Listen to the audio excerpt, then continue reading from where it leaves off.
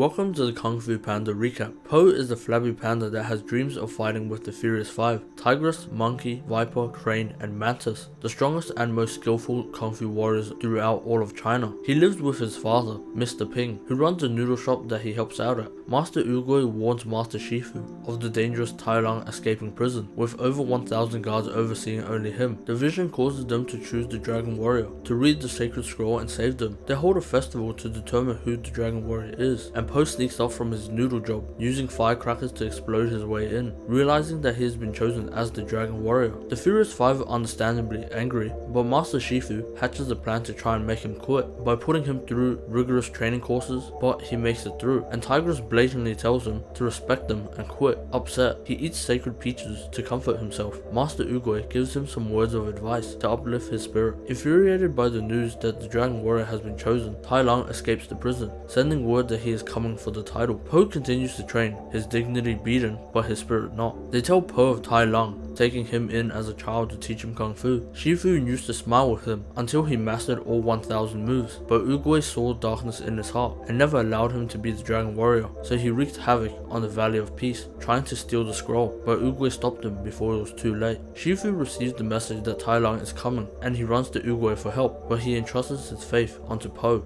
leaving his staff and fading away like all turtles do. Shifu takes Po on a hike to teach him the origins of Kung Fu, through using food as his motivator. Finally, he is ready, but whilst they were training, the Furious Five intercepted Tai Lung, trying to stop him, but they were all paralyzed from his nerve attacks, leaving them alive to strike fear into Shifu and Po's heart. It is now time, and Shifu retrieves the Dragon Scroll for Po to read, fully believing in his ability to become the Dragon Warrior and save the valley. But the scroll is blank. With no other option, they evacuate the valley and quickly return to their families. Po follows up with Mr. Ping, inviting him back happily, and he accidentally admits that his secret ingredient is nothing. Po realizes that the scroll is blank because only the Dragon Warrior is supposed to look at it, and he is deemed to save the valley. Tai Lung catches up with Shifu and beats him to a pulp for the scroll. However, Po had returned to rescue Shifu. They fight for control of the scroll, but once Tai Lung gets it, he explains that it is meant to be a mirror of the person. Po is immune to vital nerve attacks because of the fat, and he is able to reverberate the attacks back onto Tai Lung, using his belly to knock him out. Using the ultimate Wuxi finger holds the finish off Tai Lung and allowing the citizens to come home. The Furious Five now respect him and call him Master. As Po runs back to check on Shifu, he is now at peace, knowing that Master Oogway was right. Po continues as the Dragon Warrior, protecting the land, learning of a new water droplet technique, harnessing his inner peace to move a droplet gracefully, but he is rushed off as bandits invade a village nearby. He arrives with the Furious Five, fighting off all the wolves, but when he spots a marking, he is frozen and knocked back. He goes to Mr. Ping for answers, but finds out he is adopted. On the day he arrived, Mr. Ping found him in a vegetable basket, and ever since he has fed him. He returns to the sanctuary, but Shifu gets word that Master Thundering Rhino is dead, and Lord Shen has taken over Gongmen City and has created a weapon of mass destruction in his path. They leave for the city by boat to try and help out the town. Once they get there, they beat some wolves off the residents and are lured to the main quarters, where they surrender and get arrested. Taken in front of Lord Shen, they sneakily uncuff themselves and fight off the guards, destroying the device. When Po tries to capture Shen, he recognizes the marking once again and freezes. His parents abandoned him, and Shen was there on that night, but he flies off, sending shots of different devices to the tower, toppling it. They sneak into the prison, where Thunder Rhino subordinates are held, Ferocious Storming Croc and Master Storming Ox, but if they rebel, Shen will turn the weapon on the city and destroy it with its people. Po wants more answers on his past, so they sneak into his factory, where he is producing more weapons. Po corners him, but he unveils the biggest weapon of all, shooting him, sending Po across the land. Even Shifu felt the loss from the Valley of Peace. He is carried out of the lake and cared for by the soothsayer, a prophet of the emperor, until she was relieved. It was foretold that if Lord Shen used the weapon of mass destruction, he would be dealt with by a black and white color, so when he heard of the prophecy, he went out to massacre the entire panda race. Po's father stayed behind to fend off the wolves, whilst his mother carried him for miles to a vegetable basket where he stayed, as she led the wolves away, sacrificing herself.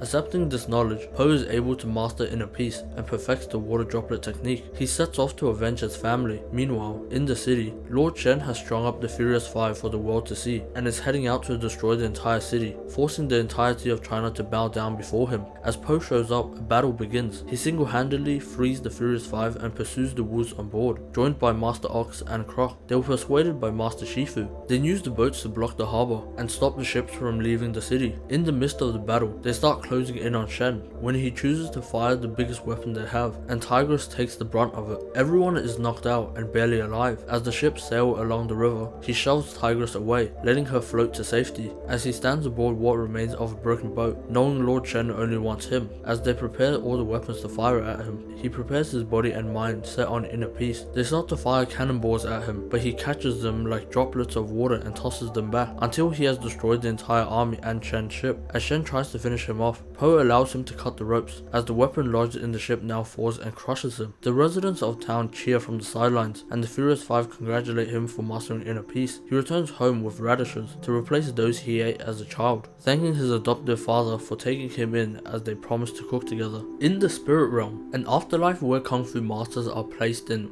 after they pass, Oogway fights Kai after he had just defeated multiple masters, harnessing their powers to take control of Oogway's chi. Now with the ability to escape the spirit realm and return to Earth, Po has been taking up some teaching, struggling a lot. Master Shifu reveals that he needs extra time to master his chi, as he is only able to blossom a flower. The embarrassing lesson spread over town, and as Po vents to his father about it, they get wind that someone is breaking Po's dumpling eating record. They find it to be Li Shan, Po's biological father. He found them through a message from the universe, explaining that during the attack, they barely escaped and made it to the secret panda village on the mountains. Invested in Li's life, Po forgets heavily about Mr. Ping, and rightfully so. He is jealous of Li. Po shows him to the team and Master Shifu, as the distress signal alerts them to protect the valley from an invasion. They recognize the Jade Warriors as past masters from hundreds of years ago. After some dumpling Gatling guns, they subdue the masters, meeting the puppet master,